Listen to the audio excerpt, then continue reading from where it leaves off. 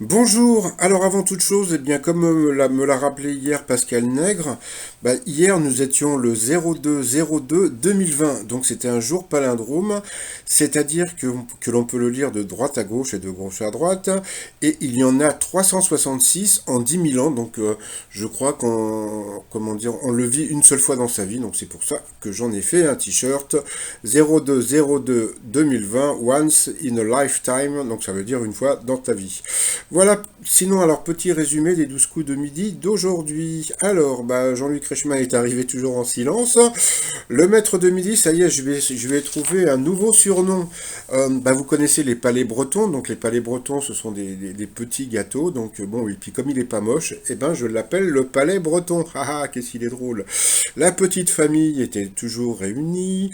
On a pu voir que, il a 422 000 euros à son compteur, donc comme je vous ai dit, normalement, peut-être qu'avant la fin de la semaine, il va dépasser Tata Véro. Donc voilà, une petite pensée pour Tata Véro. Au coup d'envoi, sa première question, quel terme désigne la touffe de barbe que l'on lève sur les joues de chaque côté du visage. Donc bien sûr, c'était les favoris.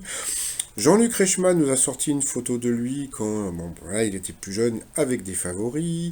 Après, donc, vous aviez la femme de Christian. Alors oui, alors donc, il y a un truc qui est super rigolo, c'est que bon, depuis l'affaire Christian, je sais pas si vous avez remarqué, il n'y a plus aucun candidat qui s'appelle Christian. Donc une fois, il y avait comment dire, une personne qui avait participé aux sélections qui m'avait dit, ouais, on m'a dit que bon, que mon prénom, c'était pas le moment, quoi. Bon, donc j'ai trouvé ça assez rigolo, sauf que là, donc c'est Dany, mais c'est son mari qui s'appelle Christian, et ça, ils y ont pas pensé. Donc voilà.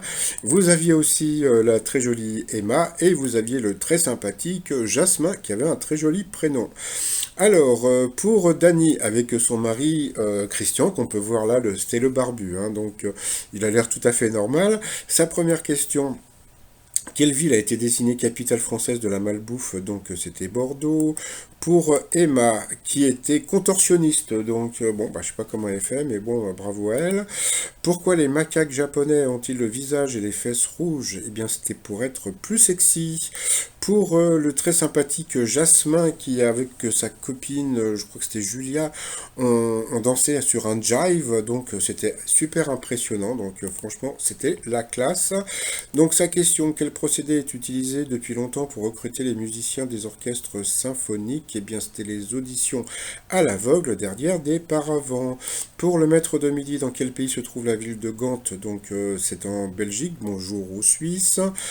Non, bonjour aux Belges, pardon, qui me suivent, et aussi aux Suisses, pardon, qui chantent le titre Ignorant, sorti en novembre 2019. Eh bien, c'était Vald. Donc sur cette question, eh bien, la femme de Christian est passée au rouge. Qui dit rouge dit duel.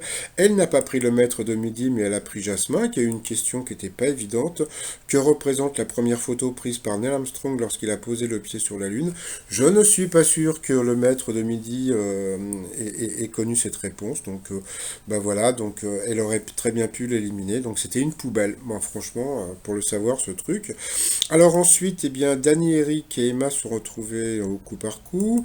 Et puis, voilà, donc la femme de Christian, eh bien, est passée donc deux fois l'orange, donc au rouge, qui dit rouge dit duel. Là aussi, elle n'a pas voulu prendre le maître de midi en duel.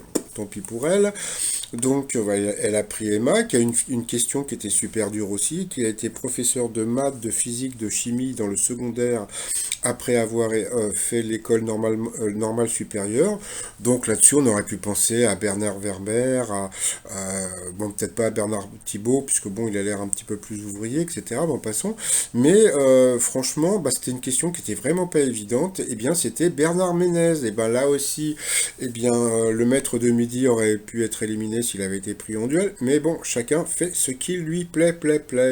Et puis, comme on a pu voir, donc c'était bien Bernard Ménez. Et comme on sait, la fille de Bernard Ménez est dans l'équipe des 12 coups de midi. Donc bonjour mademoiselle Ménez.